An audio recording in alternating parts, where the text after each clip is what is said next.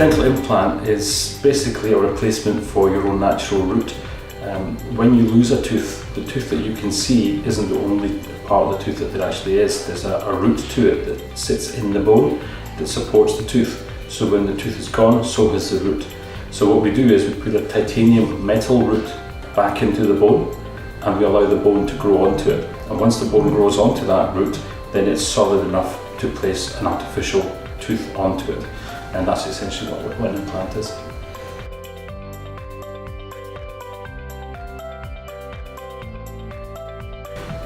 When you have this, a couple of ways to do it. If you are about to lose a tooth, then sometimes it's possible to take the tooth out and put the implant in straight away on the same visit. The majority of times though, what we do is we take the tooth out and make a partial denture or a temporary prosthesis of some kind and wait 6 weeks in order for the bone and the gum to heal a little bit, because oftentimes there's infection there, and we don't like to put implants into areas of infection because then that calls for a failed implant. So we wait for the healing to take place, then we go back in at 6 weeks and put the implant in and cover it over for about 3 months. That 3-month period allows the bone to grow onto the implant and get a solid connection. Once that's happened, then we can put the final crown or bridge or whatever it is we're going to be using.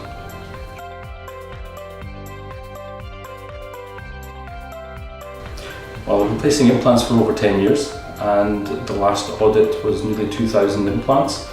Success rates, my own success rate is over 97%. By success I mean 97% of all the implants I've ever placed are still functioning fine. Global averages are around the 95-96% mark, so I'm quite happy with my success rates.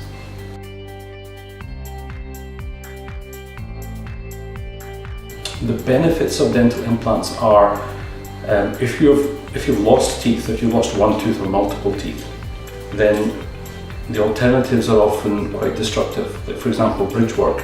A bridge is when you use the tooth on either side of a space and you cut that tooth down to accept a crown, but the two crowns are then linked together to make a bridge.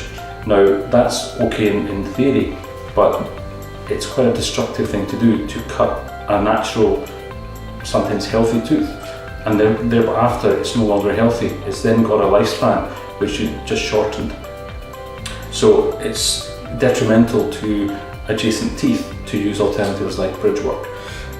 Sometimes there's no other alternative, you have to use bridge work, but in most cases if it's possible to put an implant in, that's kinder to the adjacent teeth.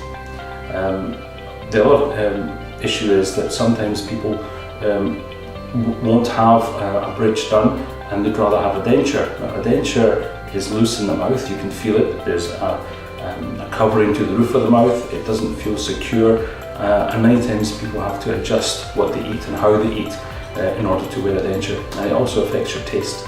If you can't taste your food properly, then you change what you can eat. Whereas with implants, when an implant goes in and it's functioning well, more often than not, the patient forgets that they have missing teeth because it looks, feels, and acts just like a natural tooth.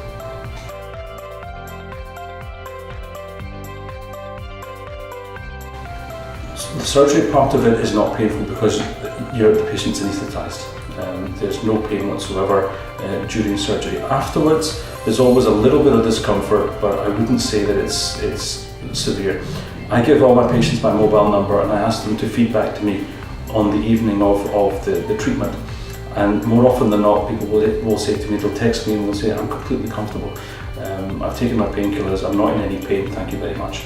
And I'm quite happy to show my patients texts from my other patients, my previous patients, to back that up. The day after, there'll be even less discomfort, and the following day, usually there's none. There will always be a little bit of swelling, purely because it's a procedure that requires stitches, etc., and the gum is generally a little bit swollen, but nothing that's too uncomfortable.